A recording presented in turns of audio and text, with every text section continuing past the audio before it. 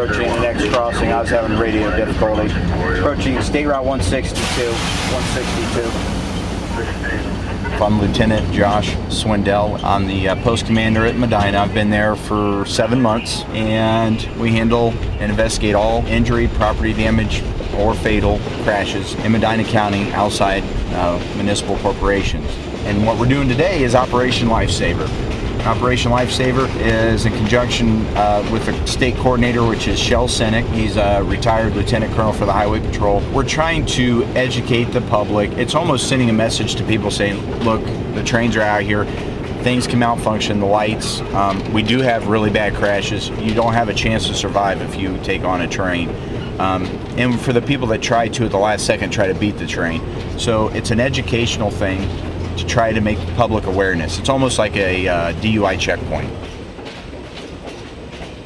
An officer with the jurisdiction or in the area, or one of the highway patrol officers, which will be me today, will identify the intersections we're coming up to, and we have officers in the area to stop those violators. We'll also be looking for trespassing, but that's more going to be in the city of Akron or the city of Medina, looking at schools.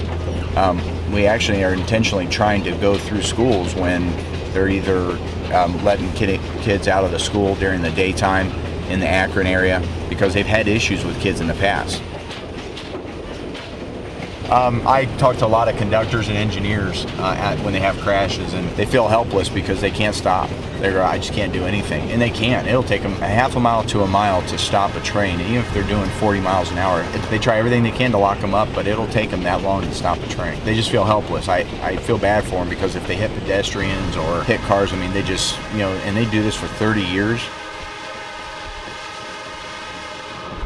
I've never seen a train crash where nobody's hurt, though. It's always a pretty severe. They don't happen every day. A lot of people are paying attention. I know the Railroad Safety Committee in Medina County, I know they're very adamant about getting lights and gates at all the crossings, and I know that's made a difference throughout the entire state. I've noticed on the railroad, and local agencies are trying to get those gates and lights up for every intersection. You have so many things that distract you just to have a regular crash. And imagine if you're involved with a train blowing its whistle. Like, why couldn't you hear the train? Well, you can't. I mean, you have all this stuff in place, and you're not going to hear it if you're listening to your iPod or talking on a cell phone. Just driver inattention. There's a lot of things nowadays. Satellite radios. The biggest reason we're out there is just education. Just please talk to your kids. Let them know how dangerous trains are. Do not trust the mechanicals. Don't trust the lights and the gates. Things do malfunction. Just want to get out the satisfaction that people are going to pay attention at crossings. They are very dangerous. That's our whole goal behind this. And if you think about it a little bit more, and when you come to a crossing, you're looking both ways a couple times, that's what we want you doing. We want you slowing down, not doing 55 and taking a look as you cross the tracks. Actually slow down and look. I mean, if people up behind you get upset, then oh well, you're the one driving your car, you're in charge of it, and you're the one that have to deal with the consequences if you hit with the train. So just really be a defensive driver, and especially around railroad crossings. That's what we're trying to get across.